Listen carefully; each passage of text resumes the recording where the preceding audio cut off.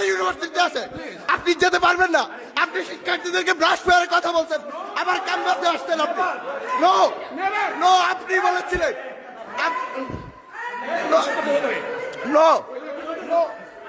এই জমাই police call করো, পুলিশ কল করো, পুলিশ কল করো, পুলিশ কল করো, পুলিশ কল করো। আপনি যেখানেই যান, পুলিশ কি, পুলিশ ডাকেন। জবাই, জবাই, পুলিশ কল করো, পুলিশ কল করো, কল পুলিশ, পুলিশ কল করো। আপনার পুলিশ আমি দেবো আপনার কই যাচ্ছে পুলিশে, পুলিশে কল করো, তুমি পুলিশে কল করো। কিসের বিশেষ করে দেবো পুলিশ আপনার আমি দেবো আপনার পুলিশ কই যাচ্ছে আমি দেবো আমি দেবো পুলিশ আপনার আমি দেবো এদিকে আসেন হচ্ছে জিনাত হুদা, যে কিনা হচ্ছে ঢাকা বিশ্ববিদ্যালয় ক্লাবের সাধারণ সম্পাদক ছিল আওয়ামী লীগের আর কি, লীগের পোস্টেড নেতা। এবং হচ্ছে যখন জুলাইতে হাসিনা হচ্ছে বিভিন্ন বিশ্ববিদ্যালয়ে বিশেষ দিনে মিটিং করছিল, সেখানে জিনাত হুদা নিজে গিয়েছিল আর কি প্রতিনিধি হিসাবে। তো এরকম ও সহ এবং হচ্ছে উদ্ভিদ বিজ্ঞান বিভাগের শিক্ষক আজমল, এরকম মোট 5 জন শিক্ষক আর কি, যাদেরকে বিভিন্ন ডিপার্টমেন্টের শিক্ষার্থীরা বয়কট করছে, এদেরকে অবাঞ্ছিত ঘোষণা করছে ক্যাম্পাসে। তো এরা এসে গোপনে মিটিং করতেছে। তো খবর পেয়ে হচ্ছে আমরা সেখানে যাই এবং হচ্ছে চেষ্টা করেছিলাম দেখে ধরে পুলিশে দেওয়ার জন্য আর কি, পাকড়াও করে। সেই জন্য হচ্ছে নিচে নিয়ে আসি, কিন্তু নিচে নিয়ে আসতে দেখি যে ওদের আগে থেকে গাড়ি গাড়ি করেছিল, গাড়ি দুটো টান দিয়ে চলে গেছে আর কি, পালাই গেছে। এই হচ্ছে বিষয়। আমার তাদেরকে পাইছিলাম হচ্ছে ওই যে সোশ্যাল সায়েন্সের টিচার ছিলাম হচ্ছে 2 তলায়। ওকে, ওইখানে কয়জন ছিলেন শিক্ষকরা? মোট 5 জন ছিলেন ভাই। আচ্ছা, তো এইটার ওনাদের বিরুদ্ধে কি কোনো মামলা বা কিছু আছে এমনিতেই আপনার জানা আছে? না, আমার জানার মতো এখন মতো কোনো মামলা ফাইন করা নাই আর কি। এটার জন্য আমরা বিশ্ববিদ্যালয় প্রশাসনকে দাবি জানাচ্ছি আর কি, যে যাতে করে এই ধরনের যাদের ইয়া আছে, প্রমাণ আছে, এভিডেন্স আছে, এদের বিরুদ্ধে যাতে মামলা করা হয়, আইনগত ব্যবস্থা নেওয়া হয়। এটা নিয়ে আমরা প্রশাসনকে ধরবো আর কি। এদের বিরুদ্ধে অভিযোগ অনেক আগে থেকে আছে আর কি। যেসব ডিপার্টমেন্টের শিক্ষার্থীরা, মানে প্রত্যেক ডিপার্টমেন্টের শিক্ষার্থীরাই তাদের নিজ নিজ ডিপার্টমেন্টে কে কে জুলের দিকে গণহত্যার পক্ষে ছিল, কার কার ফৌজদারি অপরাধ আছে, তাদেরকে তৈরি করে এদেরকে বয়কট করছে আর কি। তো এই যাদের আজকে যারা ছিল 5 জনের, প্রত্যেকেই ডিপার্টমেন্ট থেকে বয়কট করিত, অর্থাৎ প্রত্যেকেরই ডিপার্টমেন্টের শিক্ষার্থীরা তাদেরকে তাদের জুলাইয়ের বিভিন্ন কর্মকাণ্ড করে তাদেরকে বয়কট করছে। এটা হচ্ছে অলরেডি ইয়া করা আছে। আর আজকের ঘটনা আমি প্রক্টর স্যারকে পরে ফোন দিয়েছিলাম, স্যারকে পরে পাই নাই। এখন আমি তো ক্যাম্পাস থেকে চলে আসছি, আমার একটা জরুরি মিটিং থেকে, বাট আমি ক্যাম্পাসে গিয়ে ধরবো আর কি বিষয়টা নিয়ে। আচ্ছা জুবায়ের, একটা বিষয় ধরেন যে একজন নাগরিক হিসাবে একটা প্রশ্ন, যেটা একজন শিক্ষার্থী আপনি আর আপনার শিক্ষক ঢাকা ইউনিভার্সিটির, উনি মানে এই বিষয়টা কি আপনার কি মনে হয় যে শিক্ষকের সাথে ছাত্রের শিক্ষার্থীর যে সম্পর্ক সেইটা কোনোভাবে বিচ্যুত হলো? আপনার কি মনে হয় এটা? কোনোভাবে মনে হয় না, কারণ এই তো আসলে শিক্ষক না, তো শিক্ষক নামের কুলাঙ্গার যে হচ্ছে আমাকে আমার স্টুডেন্টদেরকে ধরে ধরে ব্রাশ ফায়ার দেওয়ার মতো থ্রেট দেয়, সে কিভাবে শিক্ষক হয়? আমি তোকে শিক্ষক মনে করি না, তো শিক্ষক নামের কুলাঙ্গার ভাই। আই থিঙ্ক তার সাথে যেটা হয়েছে এর সাথে বেশি কিছু হওয়া উচিত ছিল, এবং তাকে আইনের আওতায় নিয়ে দিতে পারলে আইনগতভাবে সেটা আস্তে আস্তে বেশি বেটার হতো আর কি। এটা আমার আফসোস থেকে আইনগত করতে পারেন, এটা আফসোস আমার আর কি।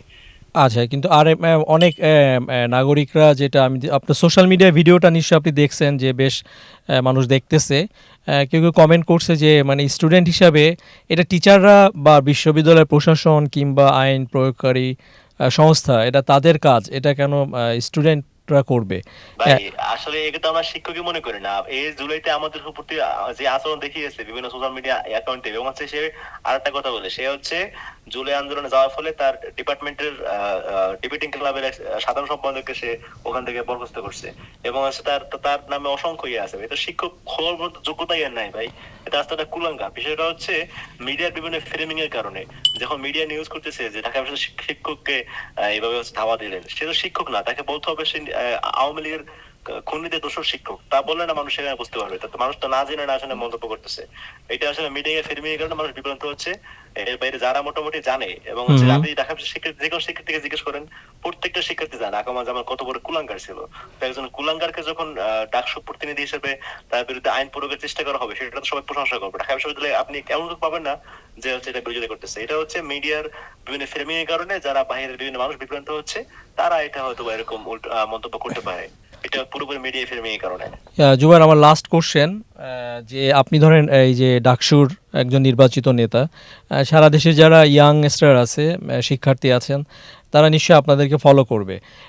তো এইরকম একটা প্রেক্ষাপটে এই যে আজকে যে ঘটনাটি হলো, এইটা কি আপনার কাছে মনে হয় যে একজন স্টুডেন্ট হিসাবে স্টুডেন্টদের ফলো করা উচিত? আপনার কি মনে হয় নৈতিক জায়গা থেকে? নৈতিক জায়গা থেকে অবশ্যই আমাদের শিক্ষা হচ্ছে যারা হচ্ছে মানুষ হত্যার বয়ান তৈরি করে, যারা হচ্ছে জুলাইকে তো বিরোধিতা করছে এবং এখনো পর্যন্ত জুলাইকে বিতর্কিত করার জন্য কাজ করে যাচ্ছে। তো আমাদের নৈতিক শিক্ষা এটা আছে, এদেরকে সামাজিকভাবে বয়কট করতে হবে, এদের বিরুদ্ধে আইনের শাসন প্রয়োগ করতে হবে। আমাদের দুঃখ আসলে এই পর্যন্ত, এখন 5 আগস্টের পরে এই পর্যন্ত সময় হয়েছেও এরা হচ্ছে ওপেনে ঘুরে বেড়াচ্ছে। এদের থাকার কথা ছিল জেল হাজতে, এদের সাজা হওয়ার কথা ছিল, তাদেরকে করতে পারেনি। রাষ্ট্র এখানে ব্যর্থতার পরিচয় দিয়েছে, এটা রাষ্ট্রের ব্যর্থতা।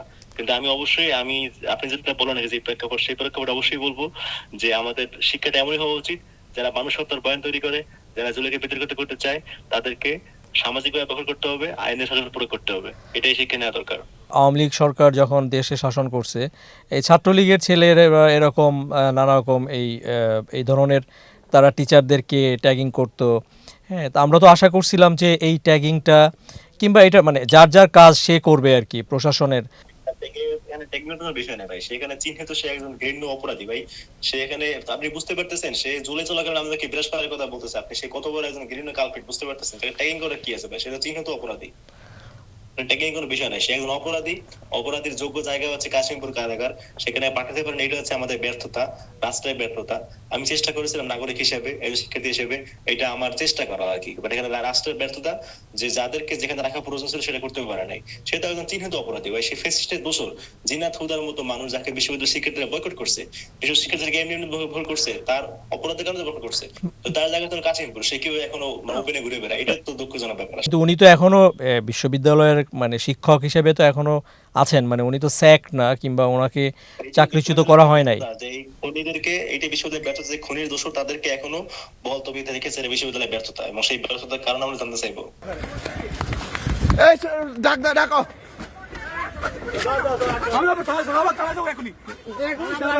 আর শাহবাগ থানা থেকে পুলিশ আসবে। আমি যাবো। এই দাঁড়াও, এই স্টপ, এই